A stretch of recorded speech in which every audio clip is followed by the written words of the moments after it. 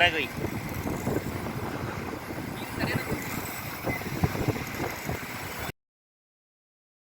Hello friends, நம்ம ECR பீச்சுக்கு வந்து ஃபிஷிங் பண்ணலான்னு சொல்லி வந்திருக்கோம். தண்ணி கொஞ்சம் கலங்கலாக இருக்குது, காற்றும் இருக்குது, வெயில் மட்டும் செம்மையாக இருக்குது. ட்ரை பண்ணி பார்க்கலாம். மீன் மாடிச்சுன்னா கண்டிப்பாக வீடியோ அப்லோட் பண்ணுறேன். நம்ம வீடியோவை நீங்கள் இப்போ தான் ஃபஸ்ட் டைம் பார்க்குறீங்கன்னா நம்ம சேனலை சப்ஸ்கிரைப் பண்ணிக்கோங்க. வீடியோவை தொடர்ந்து பாருங்கள். இது வந்து நம்ம சால்டட் பைட் தான் எடுத்துன்னு வந்திருக்கோம். இதை தான் நம்ம வந்து இன்றைக்கி ட்ரை பண்ண போகிறோம். பைட் வந்து நம்ம புழு போக்குற மாதிரி போட்டு எடுத்துக்கலாம்.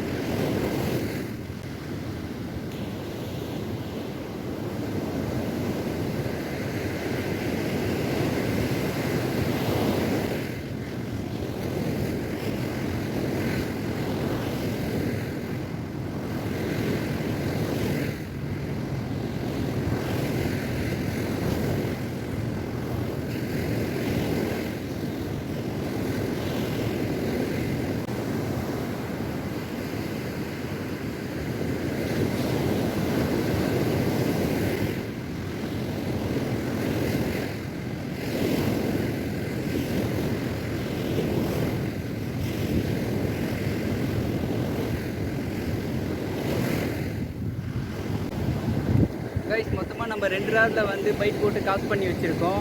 அடுத்தது பார்த்திங்கன்னா ரமேஷ் ப்ரோ வந்து இந்த இடத்துல காசு பண்ணியிருக்காரு. இந்த இடத்துல போட்டு வச்சுருக்காங்க. அப்புறம் ஒரு அண்ணன் வந்து அங்கே ஆன்லைனில் போட்டிருக்காங்க. யாருக்கு மீன் ஸ்ட்ரைக் கிடைக்குதுன்னு பார்க்கலாம். வீடியோவை தொடர்ந்து பாருங்கள்.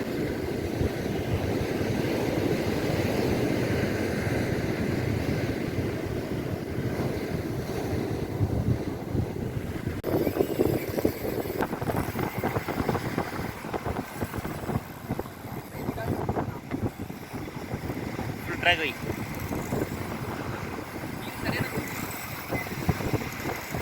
லைட் ஆன் பண்ணிட்டு ஃப்ளாஷ் லைட் ஆன் பண்ணிட்டு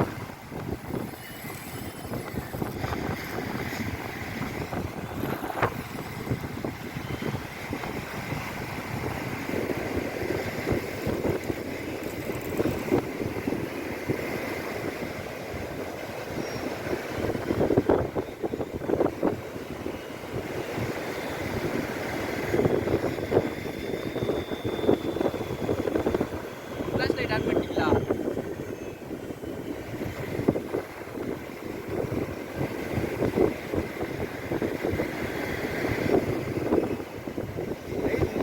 போயிடுச்சு, வீட்டுக்கு மேலே போயிடுச்சு.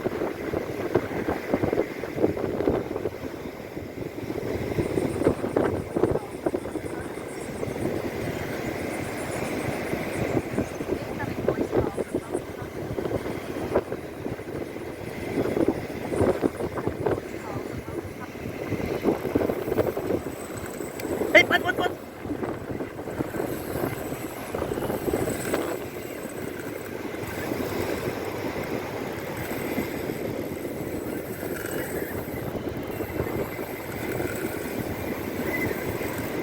நானா